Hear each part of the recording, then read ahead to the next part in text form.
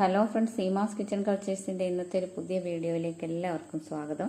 ഇന്ന് അങ്ങനെ വലിയ റെസിപ്പീസും കാര്യങ്ങളും ഒന്നുമില്ല. ഉച്ചക്കലത്തെ ഊണിന് തട്ടിക്കൂട്ടി കുറച്ച് കറികളുടെ വിശേഷങ്ങളാണ്. അപ്പോൾ നമുക്ക് ചെറിയ ചൂരയായിരുന്നു ഉച്ചക്കലത്തേക്ക് കറി വെക്കാനായിട്ട് കിട്ടിയത്. അപ്പോൾ ഞാൻ കുറച്ച് ഉരുളക്കിഴങ്ങും കൂടെ അരിഞ്ഞു വെച്ചു. മെഴുക്കുവരട്ടി ഉണ്ടാക്കാം. 3-4 കഷ്ണം എടുത്ത് പൊരിക്കാമെന്ന് വിചാരിച്ചു. അപ്പോൾ മീനെല്ലാം ഒന്ന് വൃത്തിയാക്കി വെച്ചിട്ടുണ്ട്. ഉരുളക്കിഴങ്ങ് അരിഞ്ഞു വെച്ചു.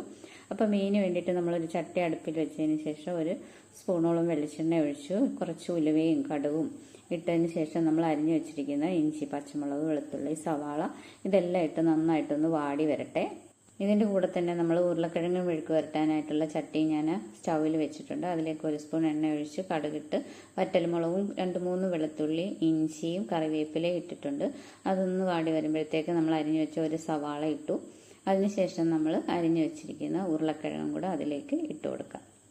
ഉരുളക്കിഴങ്ങെല്ലാം അരിഞ്ഞ് അതിലേക്ക് ഇട്ട് കൊടുത്തിട്ടുണ്ട്. നമ്മൾ നല്ല ഡ്രൈ ആയിട്ടുള്ള ഉരുളക്കിഴങ്ങ് മെഴുക്കുവരട്ടിയാണ് ഉണ്ടാക്കുന്നത്. നമ്മളിനി ഒരല്പം മഞ്ഞൾപ്പൊടി അതിലേക്ക് ചേർത്ത് കൊടുക്കുന്നുണ്ട്.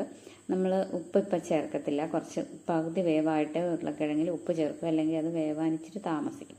അപ്പോൾ നമ്മുടെ മീൻകറിയുടെ ഉള്ളിയൊക്കെ വാടിയിട്ടുണ്ട്. അതിലേക്ക് നമ്മൾ മുളക് പൊടിയും മല്ലിപ്പൊടിയും കുരുമുളകും ഒക്കെ ചേർത്തിട്ടുണ്ട്. ഇനി കുറച്ച് തേങ്ങ ഒന്ന് അരച്ച് വെള്ളമില്ലാതെ അരച്ച് ഇതിലേക്ക് ചേർത്ത് നന്നായിട്ട് ഡ്രൈ ആക്കി എടുക്കണം. നന്നായിട്ട് വെള്ളം വറ്റണം അതിനകത്തെ. നമ്മൾ വറുത്തരച്ച ചൂരക്കറി പോലെ ഇരിക്കും. ഇനി നമ്മൾ കുടംപുള്ളി വെള്ളത്തിലിട്ട് വെച്ചിരുന്നിട്ടുണ്ട്, അതും ചേർത്തിട്ടുണ്ട്. അതും ചേർത്ത് നന്നായിട്ടൊന്ന് വഴറ്റിയെടുക്കാം. അപ്പോൾ നമ്മൾ ഇനി അതിലേക്ക് നമ്മൾ ജാറ് കഴുകിയ കുറച്ച് വെള്ളമൊക്കെ ചേർത്ത് ഉപ്പും ചേർത്ത് നമ്മൾ അരപ്പൊന്ന് തിളക്കട്ടെ. എന്നിട്ട് നമുക്ക് മീനിട്ട് കൊടുക്കാം. അരപ്പൊക്കെ തിളച്ചപ്പോൾ മീനൊക്കെ ചേർത്തിട്ടുണ്ട്. അപ്പം നമ്മുടെ ഉരുളക്കിഴങ്ങിലേക്ക് ഇനി നമുക്ക് അല്പം ഉപ്പ് ചേർത്ത് കൊടുക്കാം. എന്നിട്ട് അത് നന്നായിട്ട് ഇളക്കി ഒന്നുകൂടി ഒന്ന് അടച്ചു വയ്ക്കാം. ലോ ഫ്ലെയിമിലാണ് ഉരുളക്കിഴങ്ങ് വേവിക്കേണ്ടത്. ഇനി നമ്മൾ ചൂരമീൻ കറിയിലേക്ക് ഒരു തക്കാളിയുടെ പകുതി ചേർത്തിട്ടുണ്ട്. കറിവേപ്പിലയും ചേർത്തൊന്ന് അടച്ചു വയ്ക്കാം.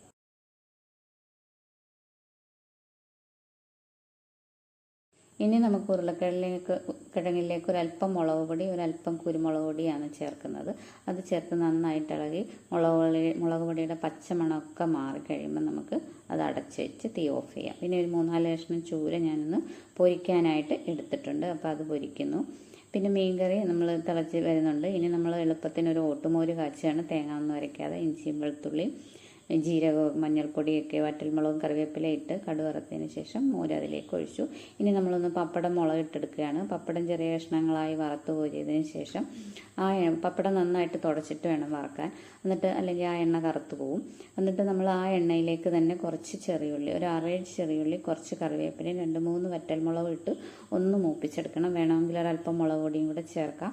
എന്നിട്ട് നമ്മൾ ഈ വറുത്ത് വെച്ചിരിക്കുന്ന പപ്പടം അതിലേക്കിട്ട് നന്നായിട്ട് ഇളക്കി എടുത്താൽ മതി. നല്ല ടേസ്റ്റാണ്.